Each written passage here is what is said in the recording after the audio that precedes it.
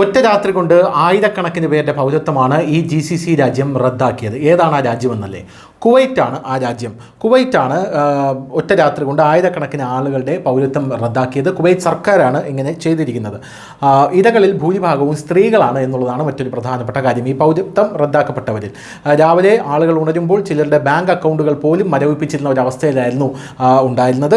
ചിലരുടെ മറ്റ് സർക്കാർ സൗകര്യങ്ങൾ എല്ലാം തന്നെ ക്ലോസ് ചെയ്ത അവസ്ഥയിലായിരുന്നു ഉണ്ടായിരുന്നത്. അന്വേഷിച്ചപ്പോൾ തങ്ങളുടെ പൗരത്വം റദ്ദാക്കിയതായാണ് കുവൈറ്റ് സർക്കാരും വേണ്ടപ്പെട്ട വിഭാഗങ്ങളും ഇവരെ അറിയിച്ചത് എന്നുള്ളതാണ്. ഇനി എന്തുകൊണ്ടാണ് ഏറ്റവും കൂടുതൽ സ്ത്രീകളുടെ പൗരത്വം അവിടെ റദ്ദാക്കിയിരിക്കുന്നത് എന്നൊരു ചോദ്യമുണ്ട്. 2024 മെയ് മാസത്തിൽ കുവൈറ്റ് അമീർ ജനാധിപത്യത്തെ ഒരു ഭീഷണി എന്ന് വിളിക്കുകയും ഭരണഘടനാ ഭേദഗതികൾ അവിടെ പ്രഖ്യാപിക്കുകയും ചെയ്തിരുന്നു. വിവാഹശേഷം ഇവിടെ പൗരത്വം ലഭിച്ചവരുടെ പൗരത്വം സർക്കാർ റദ്ദാക്കുകയാണ്. കുവൈറ്റ് പുരുഷന്മാരെ വിവാഹം കഴിച്ച് പൗരത്വം നേടിയ സ്ത്രീകളാണ് ഈ പട്ടികയിൽ കൂടുതലും ഉൾപ്പെടുന്നത് എന്നുള്ളതാണ് മറ്റൊരു പ്രധാനപ്പെട്ട കാര്യം. രക്തബന്ധമുള്ളവരെ കുവൈറ്റിലെ സ്വാഭാവിക പൗരന്മാരായി കണക്കാക്കും എന്നുള്ള ഒരു എക്സെപ്ഷൻ കൂടെ ഇതിൽ കുവൈറ്റ് സർക്കാർ വച്ചിട്ടുണ്ട്.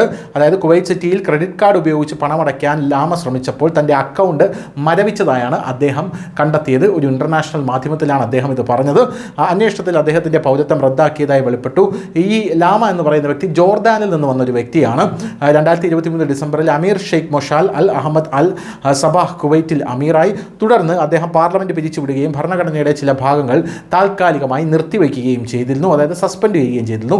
ഇപ്പോൾ അമീർ പറയുന്നത് ഇവിടുത്തെ ജനങ്ങളുമായി രക്തബന്ധമുള്ളവരെ മാത്രമേ കുവൈറ്റ് പൗരന്മാരായി കണക്കാക്കുകയുള്ളൂ, അല്ലാതെ പുറത്തു നിന്ന് വന്ന് കുവൈറ്റിലെ ആൾക്കാരെ വിവാഹം കഴിച്ചവരെ കുവൈറ്റിലേക്ക് പ്രവേശിപ്പിക്കില്ല, അവരെ പൗരന്മാരായിട്ട് കണക്കാക്കില്ല എന്നാണ് പറയുന്നത്.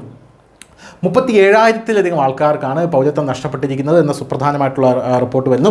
കുവൈറ്റിൽ താമസിക്കുന്ന ഏകദേശം 5 ദശലക്ഷം ജനങ്ങളിൽ 1/3 പേർ മാത്രമാണ് യഥാർത്ഥ കുവൈറ്റുകൾ എന്നാണ് ഈ അമീർ ഒരു പ്രസംഗത്തിൽ പറഞ്ഞത്.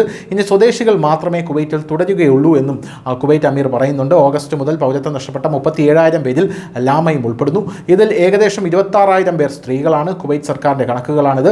യഥാർത്ഥ സംഖ്യകൾ ഇതിലും കൂടുതലായിരിക്കുമെന്നാണ് മാധ്യമങ്ങളടക്കം സൂചിപ്പിക്കുന്നത്. ഇനി സർക്കാർ ആനുകൂല്യങ്ങളൊന്നും തന്നെ ഇവർക്ക് ലഭിക്കില്ല എന്നുള്ളത് മറ്റൊരു പ്രധാനപ്പെട്ട കാര്യമാണ്. അതായത് കുവൈറ്റിൽ പൗരത്വം ഇല്ലാത്ത ആളുകൾ ഇതിനകം തന്നെ താമസിക്കുന്നുണ്ട്. 1961 ബ്രിട്ടീഷ് സംരക്ഷണത്തിൽ നിന്ന് സ്വാതന്ത്ര്യം നേടിയ ശേഷം ഏകദേശം 1 ലക്ഷത്തോളം ആളുകൾക്ക് പൗരത്വം നേടാൻ കഴിഞ്ഞില്ല. എന്നിരുന്നാലും ഇപ്പോൾ കുവൈറ്റ് പൗരത്വം ഇല്ലാത്തവർക്ക് ബാങ്കിങ്, വിദ്യാഭ്യാസം, സർക്കാർ ജോലികൾ, മറ്റ് സൗകര്യങ്ങൾ എന്നിവ പ്രയോജനപ്പെടുത്താൻ കഴിയില്ല എന്നുള്ളതാണ് ഇതിലെ ഏറ്റവും സുപ്രധാനമായിട്ടുള്ള പോയിന്റ് എന്ന് പറയുന്നത്.